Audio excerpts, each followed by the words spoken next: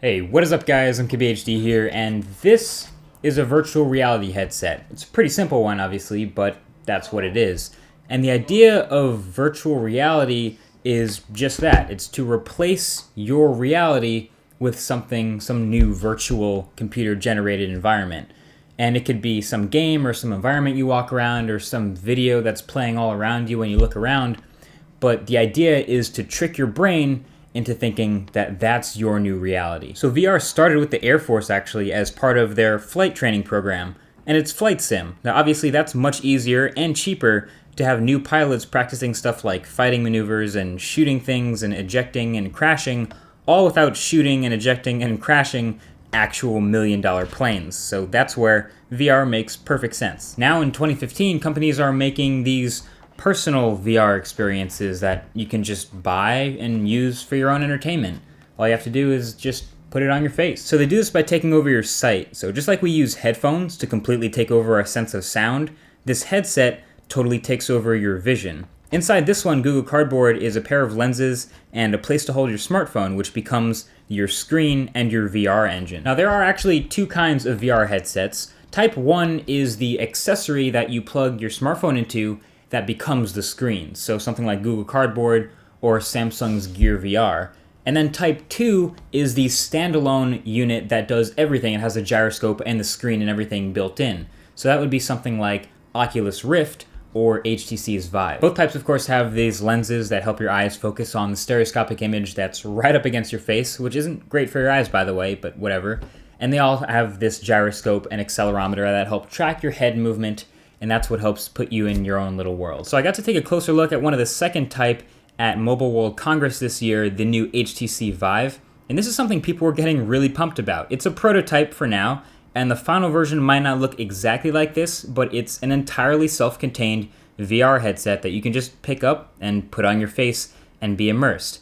Of course, it's a little more complicated than that, but you have all these little dots around it for sensors. So you actually need to set up little sensors around you to track your head in 3D space. Oculus Rift also has some similar looking sensors for the same reason. It's tracking your head. So on one hand, that's going to be awesome for immersion. The more accurate these sensors can be, the more closely it'll mirror your head movements. So since you're in 3D space, you can literally move your head forward and peek around a corner, which is pretty awesome. But on the downside, that does require having a little bit more space to actually set up your VR experience, which sounds kind of like a pain.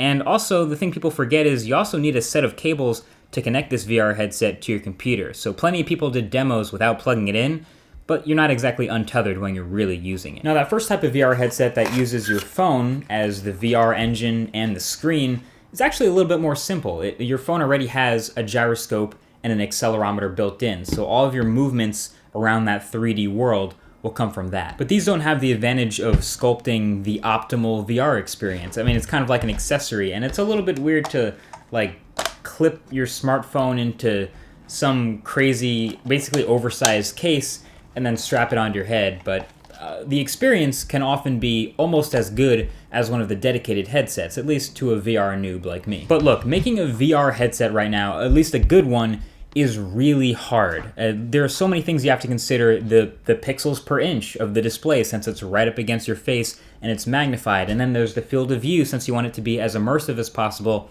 And the pixels per degree, since everything's magnified and so close to your face. There is good hope though. I've never seen an industry go so fast from zero, like almost nothing, to 5 or 6 major players so fast. You've got Oculus Rift, you have Samsung Gear VR, you have Google Cardboard's been out for a year, HTC Vive is on its way, it's coming, Sony Project Morpheus is also coming. I would actually even say that Microsoft HoloLens, although that headset from Microsoft that everyone's talking about the experience of is not virtual reality, that's actually augmented reality. And so virtual reality and augmented reality are two slightly different things. So to clarify, virtual reality is replacing your entire reality. So you're immersed in this new world with nothing left from the real world. Augmented reality is just that. It's augmenting your reality a little bit. It's adding some things and combining it with the real world. And oftentimes that'll be in the form of an overlay or seeing something on top of a real world object.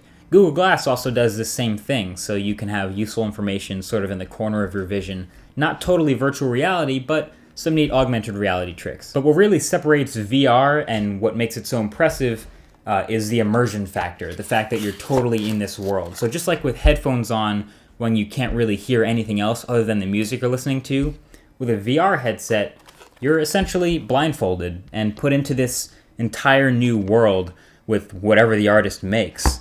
Virtual reality content will take off when there is a lot of virtual reality stuff to look at. Like 3D TV would have only made it if people everywhere started making 3D videos. Now, obviously that didn't happen, and there's a risk that virtual reality might not ever happen too because of that. But I think there's at least something special here that 3D TV might not have had. I think the first time someone sees a 3D TV that works really well, their reaction might be, oh, wow.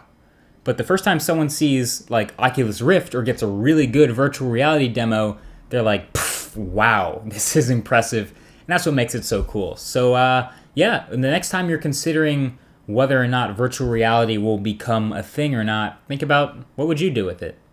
So thanks for watching. I'll talk to you guys in the next one. Peace.